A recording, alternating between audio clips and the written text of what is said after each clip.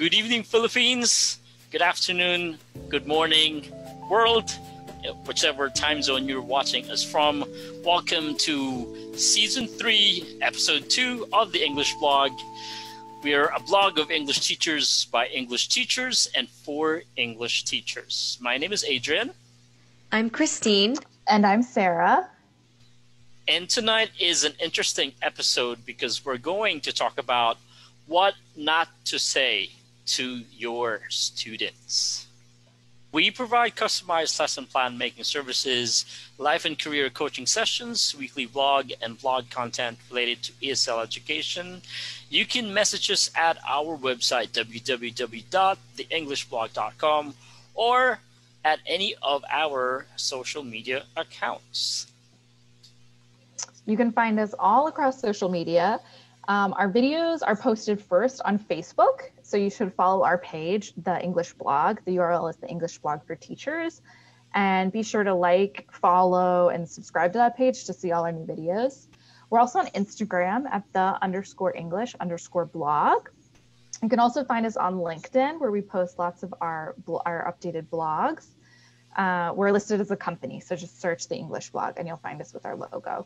We're also on YouTube, where we post our vlogs after they premiere on Facebook.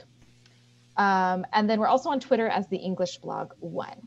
So whatever platform you prefer, like, follow, share, subscribe, tell your friends, talk to us. We love to hear from you. Tell us what you think. Tell us if you've ever heard some crazy things in the classroom, and let us know what you'd like to hear from us next.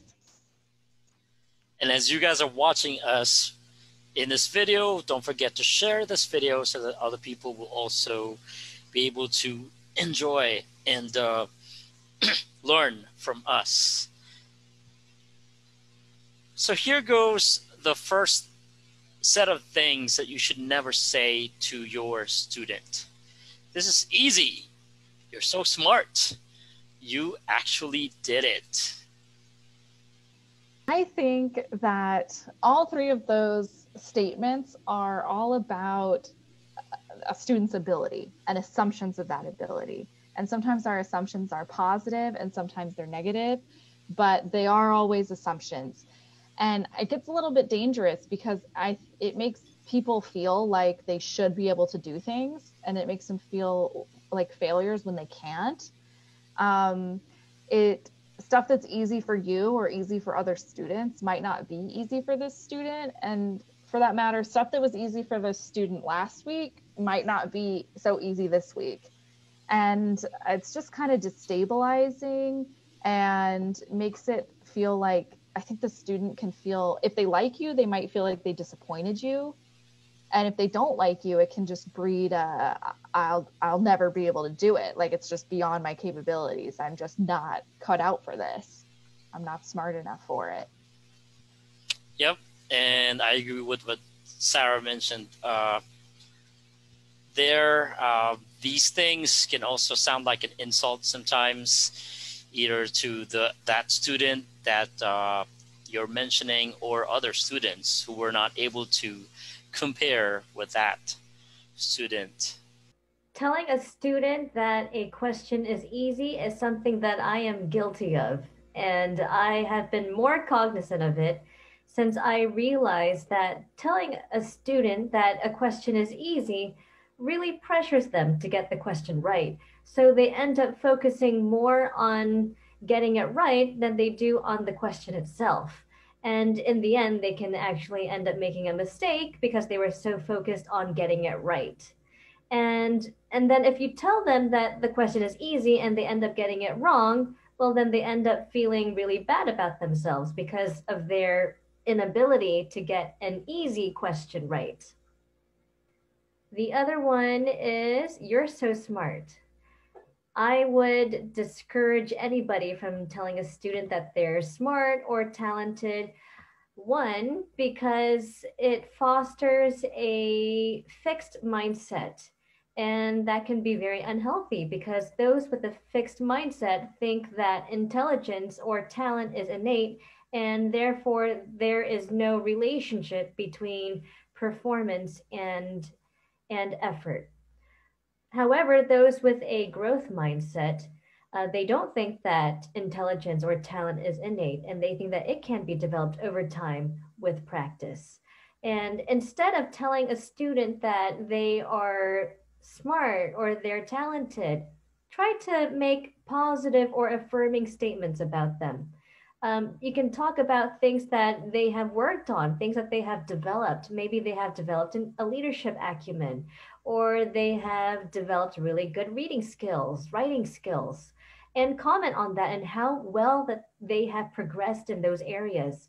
And that is a much better way to make them feel confident rather than telling them they're smart or talented, which can actually do quite the opposite. So here's the next one. Are you not listening to me? Act your age. And anything that involves shouting. That's very insulting. Are you not listening to me? It's like that's not practicing emotional intelligence in the classroom. And of course, when you shout at students, you might be reported for sure, or worse, you might lose your job completely because of that, right? So never do that to your students. Yeah, I think people don't generally shout at adult learners, because they're not going to take it. They're going to tell everybody that you shouted at them, and they are there by choice, and they can leave your class. It's infantilizing, and it's still infantilizing even when you're doing it to children. Any child that's in school is able to follow instructions without being shouted at. So I've had this experience a lot as a language assistant, as somebody who's just there helping the teacher but isn't the main teacher. And as part of my role, it says I'm not supposed to do discipline. It's the main teacher that does it. But sometimes it's been a wild ride for me as somebody who went to public school in the US, where you don't usually shout. You certainly don't touch anybody. You don't grab anybody by the ear. And then coming here, and especially in middle and high schools where I've been an assistant, you lose a lot of credibility as a teacher. If you lose your temper, if you start shouting, the kids understand that you cannot control yourself and you cannot control them. And it's just like a zoo. And the best thing to do is to just stay completely calm and be clear in your expectations. That's what I do. I don't raise my voice. I just sit there in silence and make them wait. And eventually they get it together. And I've never had a class where everybody's unmanageable. Your discipline will work better if you're not the one shouting, but their peers are the ones saying, get it together. What are you doing? We need to start the lesson. We got to go. So yeah, don't shout or you lose all credibility. And it just makes it a very, either like a scared environment or just a free for all, laugh out loud. Let's make the teacher get redder and redder environment. So neither one is good for language learning. That would appear like a circus, no longer a classroom. And thank you for sharing your stories, Sarah. Because I just remember this English teacher in high school. She did two of those things. She said, first, are you not listening to me? I gave you homework to do and you did not do any homework. So what she started doing is she started shouting at us. And as she collects our notebook in front of the class, she throws them one by one out the window. And then all these notebooks went into a canal in the classroom. That means we have to buy another set of notebooks for that particular subject. So it was very unfortunate. And I don't know, though, if any one of us had the courage to actually report her to the principal. Maybe we were just too scared to do that. But we found out later on that she was pregnant at that time. So maybe that's why she's having that mood swings. Still, that's not a good excuse. Never do that to your students. Yeah. And here's the next one. Stop asking me questions. Figure it out yourself. Go bother someone else. So earlier, if I were talking about a teacher having mood swings, maybe I can say that this teacher is having tantrums. He or she has to manage himself, herself, because this is not, that's the reason why the teacher was employed, to serve the students, because the students are the clients, are the customers, and they're the bloodline of the school or the university. So why would you say that to your students in the first place? Exactly. And it just kind of shows like I don't have time for you, which is disheartening for any learner that is depending on the teacher to be kind of this mediator of knowledge. You have knowledge that they want, and they're dependent on you giving it to them to acquire it. And then especially for children, it can really impact your self-esteem when you feel like people don't want to be with you. People don't want to know you. They don't want to talk to you. They don't want to help you. They want to help other people who aren't you. And that can be very, very damaging. And so I think everybody does this, whether you're a teacher or not, and you definitely do it if you're a parent or just around children in any capacity, I would say. But there are ways to kind of redirect. It doesn't mean that you have to stop everything you're doing and answer their question right now, but it does mean you shouldn't make them feel bad about asking the question. You can remind them, we'll take questions at the end of instructions. You can say, try it, and if you still have a problem, I'll come around and you can talk to them individually. Don't make them feel bad for asking, but just remind them of the proper way that you're going to help them. If you can't stop your class or whatever, that's totally normal. But yeah, keep it positive and make them feel like, yeah, I heard you and I'm not going to forget about you. I'll be back. I'm with you. All right. I really like how the name of the student did this. See how nice X's work looks. So this reminds me of some situations in the family inside the house where your parents would compare you to your sibling, whether he or she is more talented or smarter at school. And that is not the best way to actually discipline a child or even an adult, because we are all different in one way or another. So other people would actually think that this is a good way of complimenting and appreciating a student. But then what happens to the rest of the students? They would feel bad about themselves. What do you think, Sarah and Christine? Yeah, I think you've got to be careful about this one. And you've got to be careful about how you give praise. Because you definitely should praise people. And especially, I would say children, they do want to be in their peer group more than adults. They want to be like the other people. They are competitive. They want to be good. They want to be in the top half or whatever. But I think you're better off giving people compliments that are to them. You improved a lot. You did really well on this. I think it could get a little bit dangerous to single somebody out like that. Also because of the class dynamics that you might not know all about, especially if they're children. You can inadvertently cast somebody as a teacher's pet, and that can have ramifications for them beyond your classroom that are very negative. And you could also do it to a child. Some children are chill, fine, cool. You say it, everybody moves on. Other ones will not like being singled out, and it'll make them feel very uncomfortable, and they will want to not get your attention, either positively or negatively.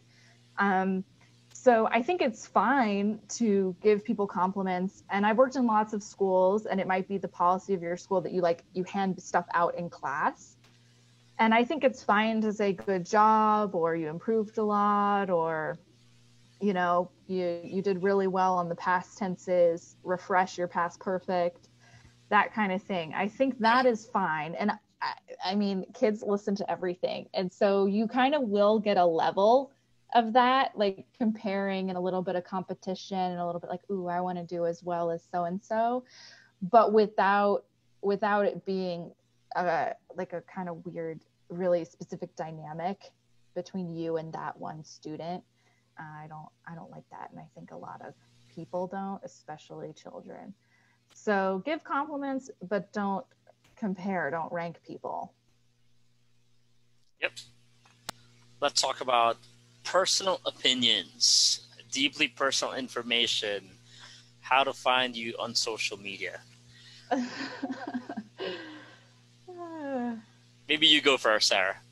Yeah, so my personal philosophy, and I do think it's a good idea for any teacher, is to keep the stronger your personal opinion is, the more certain you should keep it to yourself. It goes without saying, you don't talk about politics, you don't talk about religion, don't talk about controversial stuff, and yeah, you will have to teach how to give opinions, but you can teach that without giving your opinion. And that is what you should be doing. You should be teaching your students how to think for themselves and how to communicate what they think, not parrot what you think or what you said. Kids will needle you. They will want that stuff. They will goad you into it. Don't take the bait. Stay strong and stay professional and stay clear. That is my thing for the personal opinions. As far as your social media, there is, I mean, I'm not going to say never, ever, ever share. I will say never, ever share it with children because it's inappropriate because you're an adult. But if you have adult learners, I don't think there's anything wrong after the course is over and you're certainly never going to be their teacher again and they want to keep in touch with you, that's fine. I've given students mainly my email. I don't really give out the social media unless maybe they were a private student or we had a really close relationship. And then I do know some teachers who have their own like social media kind of professional pages, kind of like the English blog type thing. And that I think is fine to share. It's about ESL, so it's a little less personal. And you can do that, but I would always say do it after the course, because if you do it in the middle of the course, it's just weird. It's just weird self-promotion and distracts from your main purpose of what you're teaching. I just want to add something about sharing your social media information. So Christine and I work together at a college wherein the policy of the school says that if you must share your social media account, like for example, Facebook, make sure that your social media, that particular social media account is specifically for school purposes, meaning it doesn't have personal information, meaning you have to create a separate account for yourself because you represent the school. Because no matter what happens, if you invite them into your personal social media, they will see other stuff there that they're not supposed to see. And it's like you're also violating the rule against sharing personal information or expressing opinions, because most of us do that in social media. Most of us can't help ourselves but post something personal, express our opinion online, and of course, we will be coded and it could be used against us, and we might damage the reputation of not only ourselves but of the school that we represent. Sharing your personal opinions in class, especially your political opinions, is a huge no-no to me. I have heard some horror stories from some of my students, even one this week, who was saying that his teachers at his international school were proselytizing in the classroom, trying to sway their students' political opinions and convert them in a certain direction. And these students happen to come from countries all over the world, and their American teachers are trying to make them believe or have a certain set of political beliefs. And to me, I would only share my, I guess, political opinions if I was asked about my beliefs on certain issues. But still, I would not want my students to know whom I support politically or what my party affiliation is. Um, because no matter what I believe, there's always going to be someone in the classroom who has a different political stance or ideology, and that can compromise your student teacher relationship. Sharing deeply personal information, also a huge no no. I think that yes, as a teacher, you want to develop rapport with your students, and that's a huge part of being an emotionally intelligent teacher.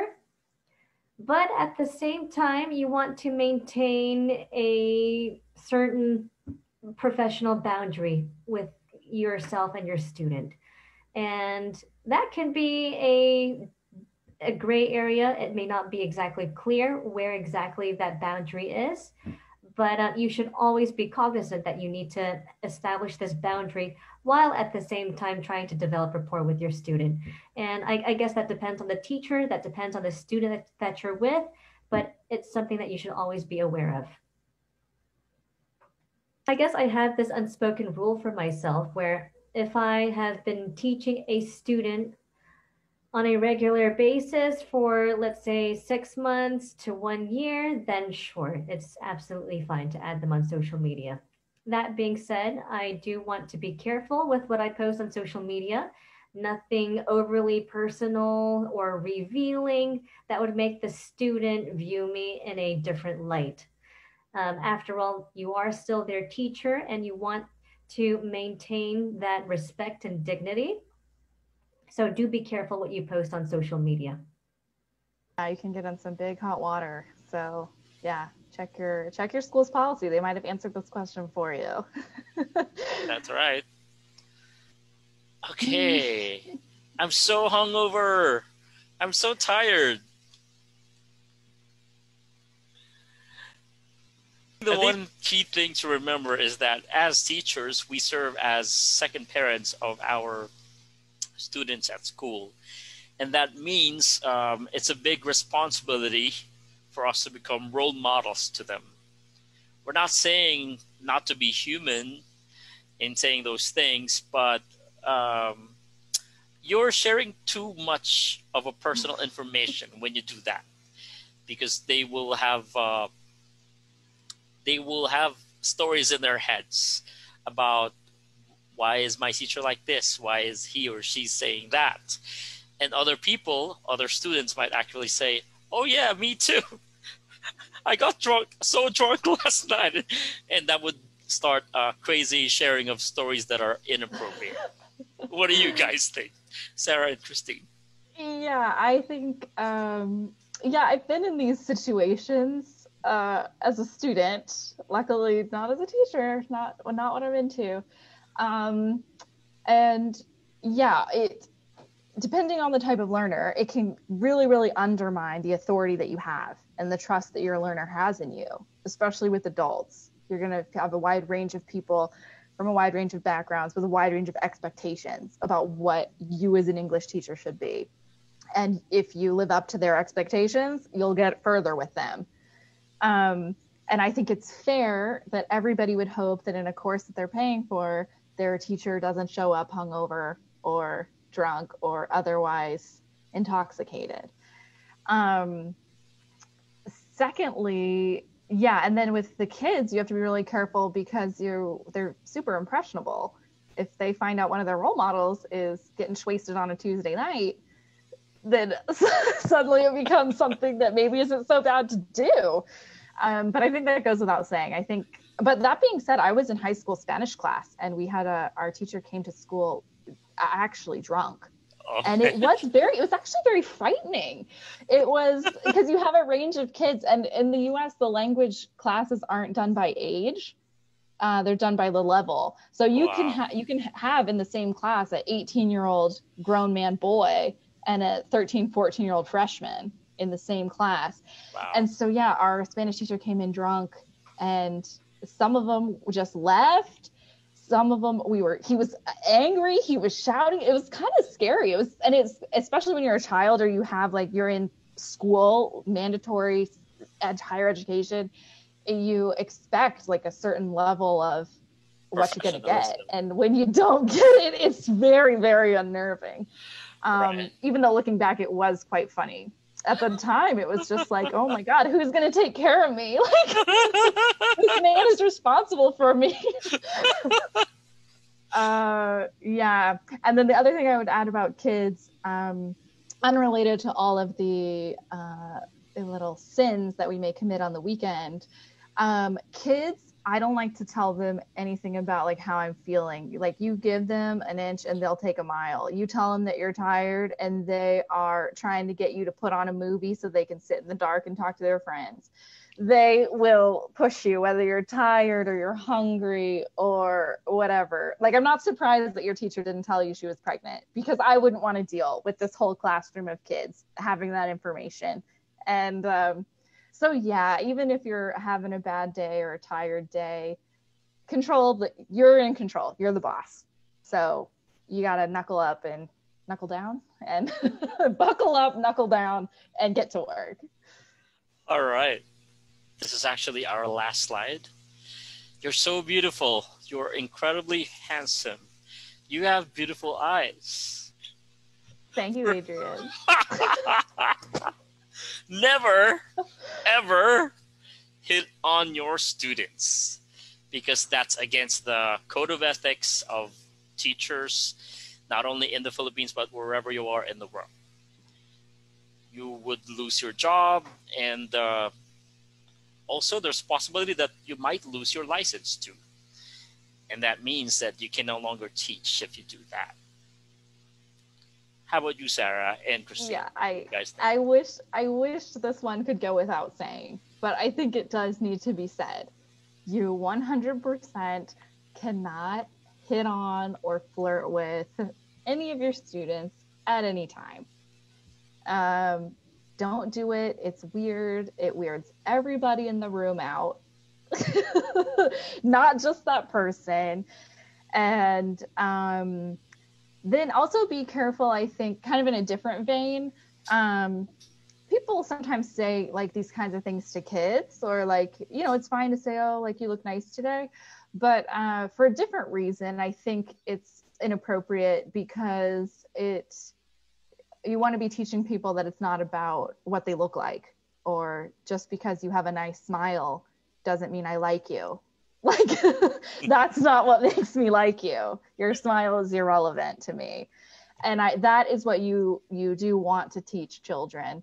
And so for that reason, I think it's good not to focus on anybody's looks or like their physical being, because you, as children or adults, you want to focus on the skills they have, the personality they have, stuff that makes them feel empowered. You can tell me I have nice hair and it's like, thanks, it just grows out of my head.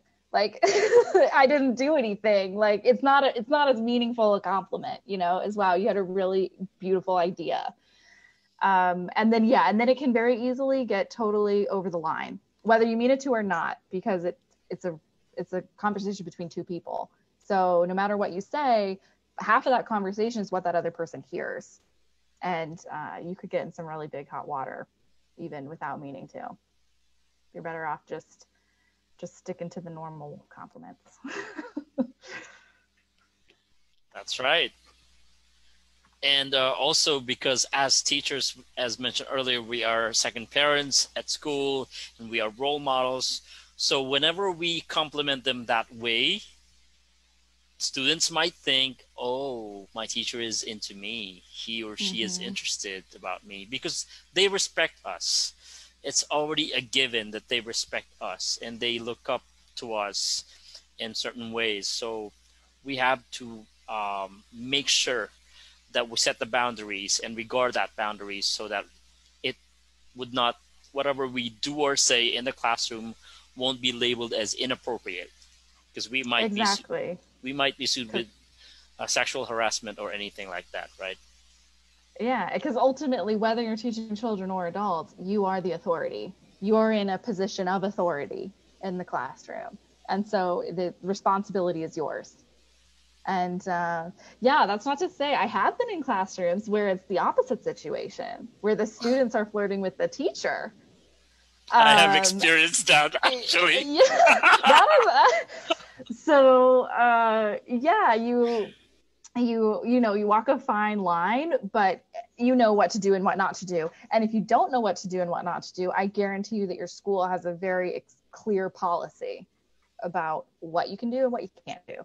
And if you're unsure about a situation, you should go and ask for help, ask your supervisor, ask the principal. And it also helps to just get to show that to be proactive about it in case the worst case scenario type thing does happen and somebody's making allegations against you. You just want to be on the up and up the whole time. As Sarah and Adrian mentioned earlier, this can happen both ways. Students also can cross the line with their teachers. They can compliment their teacher's appearance and tell them they're beautiful, handsome, they have beautiful eyes. The last thing that teachers should do is accept that flattery and reciprocate that inappropriate attention. And that can very easily be done. They might say that they're flattered, or they might compliment the student back by telling them something complimentary about their appearance. And that's something that you have to be extremely careful about. Rather, teachers should just very briefly thank their students for the compliment or the flattery and move on with the lesson as if nothing ever happened. Students might accuse you over time of being cold or distant because of that behavior, but I think that is much better than potentially putting your job at stake because you inadvertently hit on your student. And you want to be extremely careful about that. Because this is our last slide, it's also good to mention that we should avoid hanging out with our students. And as mentioned earlier, Christine and I work together at the same college. And in this college, we have to seek permission from our supervisors first before we go out with students. Because we're protecting not only the school's reputation, but we're also protecting the minds and the hearts of our students. Exactly. It's a good policy. All right. And as we close,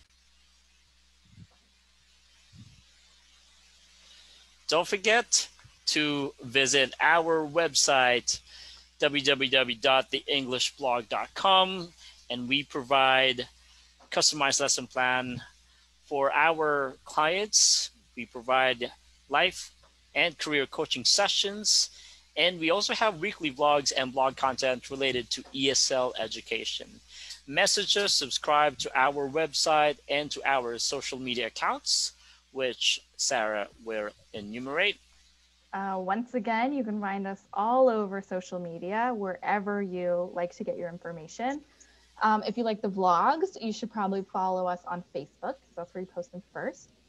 You can find us by just typing the English blog, and you'll see a little picture with our logo. Or you can use the URL, which is English Blog for Teachers. We're also on Instagram, where we announce our new videos. That's the_English_blog. You can also find us on LinkedIn, listed as a company. Just search the English blog. Our vlogs go up on YouTube, but that's after they premiere on Facebook. But sometimes that's easier to search. You can find us there. And then we're also on Twitter, and our handle is the English Blog 1. And across all those platforms, please like us, follow us, share our posts, share our videos, subscribe to what you're interested in, and please talk to us. Leave us comments. Tell us what you think. Tell us if you've ever heard any of these crazy things in class. If you need to confess that you've said them yourself, you can do that too.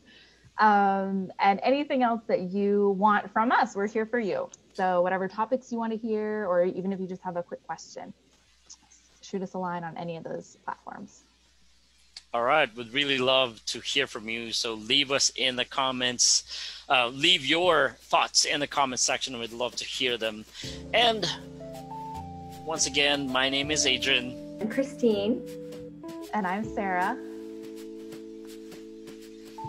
So keep learning and stay safe and healthy, everyone. Goodbye.